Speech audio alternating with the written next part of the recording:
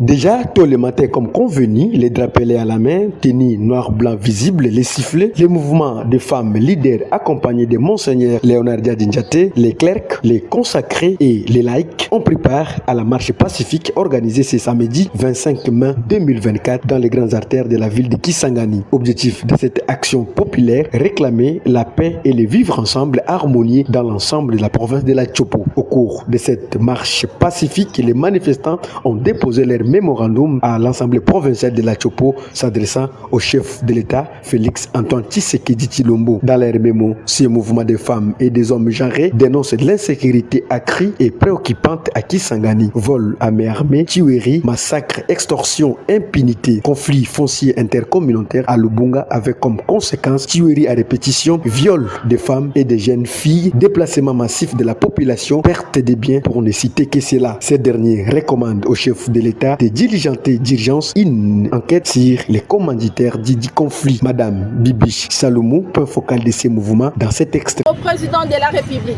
diligenter urgemment une enquête sur les commanditaires de conflit, d'interpeller ceux qui en sont cités et connus par la population. 3. D'accélérer le processus de la mise en place des mécanismes de la justice transitionnelle.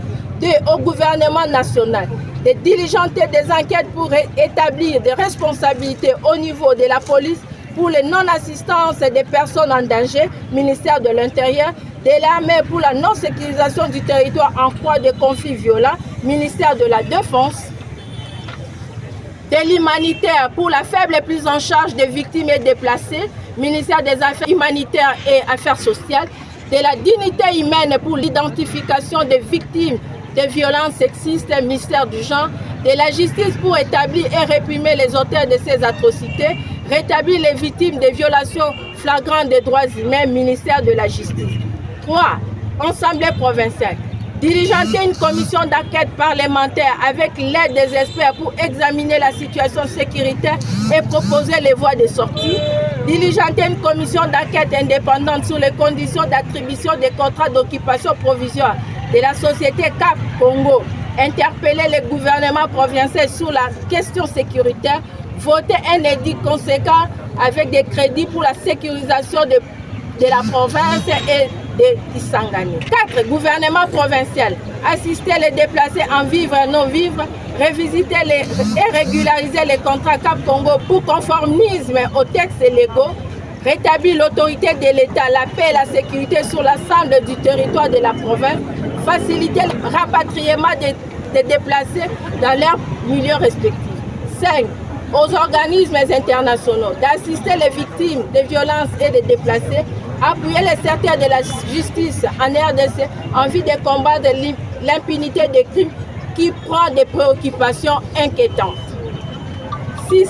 À la société civile de poursuivre les actions de plaidoyer lobbying pour le retour de la paix durable et la cohabitation pacifique interethnique dans la Tchopo. Prenant la parole pour la circonstance, l'honorable rapporteur Lokesa Bomboli et représentant du président de l'Assemblée provinciale de la Tchopo qui a réceptionné ces mémos reconnaît la situation qui touche les Tchopolais ces derniers jours. Il demande à tout boyomé de dénoncer tout homme suspect qui nous entoure. La combo ya honorable président de l'Assemblée provinciale oyo azali na mission na Kinshasa.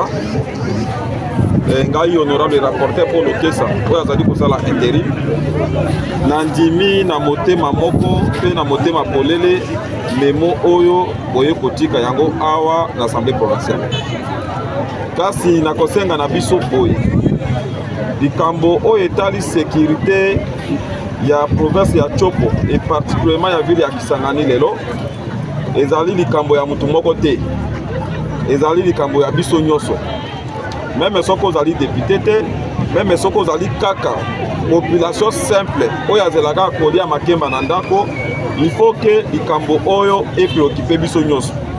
Et j'ose croire que depuis début administratif na biso oyo bilile le kaka tozali komi se forcer kokatisa Lubunga kokende Mangobo kaka mpona kosensibiliser makambo etali insécurité. Mais nakosenga mpe na population ya Tshokwa, surtout na Lubunga, po tour ya Simari tokendeki, on nous a confirmé que bato bazali koopérer, ba mususu bazali kouta musika te. Ba mususu baza kolala kaka na bandako o toyebi ke tel alalaka awa. Et tosenga kike, s'il y a des cas pareils, tozwa courage ya ko dénoncer, tozwa courage ya kolobela ba policier na biso, ba militaire, gouvernement provincial, assemblée provinciale, ke tala moto songolo pakala na veni songolo pakala na numéro ya ndako tel azali parmi bato bazali coopérer, parce que tango ba policier baza kokende, ba soldats baza kokende, bazo quand même les innocents, alors que les vrais acteurs biso moko population toza kobonga ngo na ndako. Débuté dans un climat apaisé, cette marche pacifique était encadrée par les éléments de la police nationale congolaise.